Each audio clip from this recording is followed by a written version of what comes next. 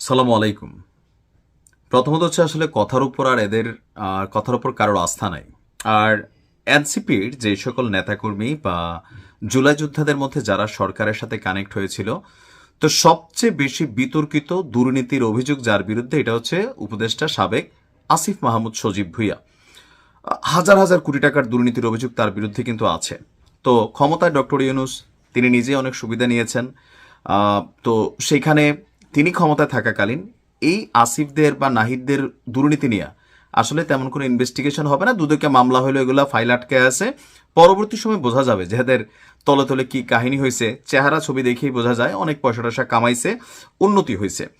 তবে দিন শেষে পুরো টিমের মধ্যে কয়েকটা মেধাবী যদি আমি ধরি, আসিফ মাহমুদ সজীব ভুঁইয়া প্রচণ্ড মেধাবী এবং কি খুবই প্রভাবশালী সরকারের উপদেষ্টা ছিলেন। এখন চেয়ারে বসলে অটোমেটিক প্রভাব তৈরি হয়, চেয়ার থেকে সরে গেলে বোঝা যাবে। এখন ভিডিওর প্রথমে কেন বললাম যে কথার উপর আস্থা নাই, এনসিপি প্রথম থেকে যেসব কথা বলছে, এখন এদের যে অবস্থান, সবকিছু মিলাইয়া এদের প্রতি মানুষের আস্থার জায়গাটা অনেকটা নষ্ট। শুধুমাত্র এরা এমপি হইলে, মন্ত্রী হইলে যারা কিছু পয়সা টয়সা কামাইতে পারবে, যারা এদেরকে বেচা, এরা যেমন জুলাই চেতনা বেচা পয়সা টয়সা কামাইছে বা একটা অবস্থান নিছে, ফ্রেমে আসছে, তো ওইরকম যারা এদের দ্বারা সুবিধাভোগী আছে তারা কিন্তু এদেরকে সাপোর্ট করবে, একটা জনসম্মুখম তারা পাবে। আমার প্রশ্নটা হচ্ছে অন্য জায়গায়। আসিফ মাহমুদ সজীবে আজকে হুট করে একটা সিদ্ধান্ত দিয়েছেন। তিনি কি ভয় পাচ্ছেন? ভয়টা কিসের? ভয়টা হচ্ছে নির্বাচনে হারার। শুধুমাত্র যেই সকল আসনে এনসিপি প্রার্থী দিছে, জামাত সেখান থেকে তাদের প্রার্থীতা প্রত্যাহার করে নিছে, আর ওই আসনগুলোতে জামাতের ভোটগুলো এনসিপি পাবে, তারাই পাশ করবে। এটাই হচ্ছে বাস্তবতা। এনসিপির কোনো নেতা একক যোগ্যতায়, তাসনিম যারা ছাড়া, হাসনাত আবদুল্লাহ কিছুটা হইতে পারে, বাট বাকি একজন পোলাপাইন কোনো আসনে একটা চেয়ারম্যানই পাশ করতে পারবে না যদি ওই আসনগুলোতে বিএনপি, জামাত, জাতীয় পার্টি, আওয়ামী লীগ তাদের প্রার্থী দেয়। এদের জামানত বাজেয়াপ্ত হবে। সো কৌশলী হিসেবে তারা জামাতের সাথে গেছে। তাহলে নাহিদ ইসলাম আসিফ মাহমুদ কিসের ভয় পাচ্ছেন? মেইনলি হচ্ছে নির্বাচনে হারার ভয় পাচ্ছে। কারণ সে অলরেডি 2টা আসন থেকে তার নাকি নমিনেশন, মনোনয়নের খবর টবর শুনলাম। এর মাঝখানে ব্রেকিং হচ্ছে, আজকে সন্ধ্যায় আয়োজিত এক সংবাদ সম্মেলনে হঠাৎ করেই আসিফ বলছে যে তিনি আনুষ্ঠানিকভাবে এনসিপিতে যোগ দিয়েছেন, ওয়েলকাম, তবে নির্বাচনে অংশ নিচ্ছেন না। কেন? তিনি এনসিপির মুখপাত্রের দায়িত্ব পালন এবং এনসিপির নির্বাচন পরিচালনা কমিটির প্রধান হিসেবে দায়িত্ব পালন করবেন। এটারও কারণ আছে কেন তাকে এই জায়গায় দেওয়া হইল। কারণ এই সরকারের অধীনেই তো নির্বাচন, আর এই সরকারের মধ্যে আসিফ মাহমুদ সজীবের একটা বিশাল প্রভাব আছে। এসপিডিসি ইস্টাকের মতন ব্যাটারে পানি খাওয়াইয়া মূর্খা বানাই দিছে। সো তার একটা প্রভাব প্রতিপত্তি আছে, তার একটা হ্যালোর অনেক দাম আছে। যেহেতু ডক্টর ইউনূস দিন শেষে তলে তলে এনসিপিকেই এখন কিন্তু তিনি প্রমোট করছেন, এটা বোঝাই যায়।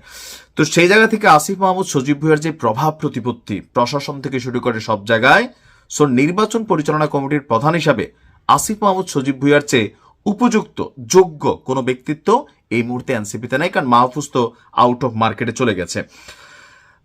আপনারা আজকে এনসিপির আহ্বায়ক নাহিদ ইসলাম তিনি বললেন যে আজ আনুষ্ঠানিকভাবে এনসিপিতে যোগ দিয়েছেন আসিফ মাহমুদ, আমরা তাকে স্বাগত জানাচ্ছি। এনসিপি নির্বাচনী যাত্রায় পুরোপুরি ঢুকে পড়েছে।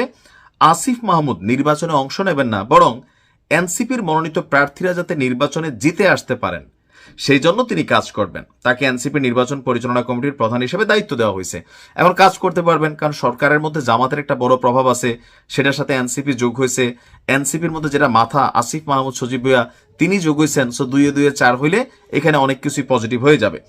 আসিফ বলছে জুলাই শহীদদের আকাঙ্ক্ষা পূরণের জন্য আমি আজ এনসিপিতে যোগ দিয়েছি। এই চাপাবাজি বন্ধ করেন ভাই। জুলাই শহীদ এসব চেতনা বিক্রি কইরা আর খাওয়ার দিন নাই। জুলাই শহীদরা রাস্তা রাস্তায় ভিক্ষা করে, কারো চোখ নাই, কেউ এতিমখানায় পালতেছে, কেউ রাস্তা রাস্তায় ঘুরতেছে। আপনারা জুলাই শহীদদের নাম আর বেচেন না। এগুলো আপনাদের টিম থেকে মানুষ বইলা দিচ্ছে, এগুলো হাস্যকর। বলেন যে নিজেদের প্রার্থীদেরকে জিতাইয়া সরকারে বৈশা কিছু কামাই টামাই করব, এটি হচ্ছে বাস্তবতা। এই দেশের রাজনীতি এইভাবেই চলে, আর বাইরে কিছুই না। আমি নির্বাচনে অংশ নিচ্ছি না। আমি মনে করি আমার একজন সংসদে যাওয়ার চেয়ে আমার জুলাই অভ্যুত্থানের সহযোদ্ধাদের সংসদে যাওয়ার ক্ষেত্রে অবদান রাখতে পারে, অনেকটা অমিতাভ বচ্চনের সরকার ছবির মতন।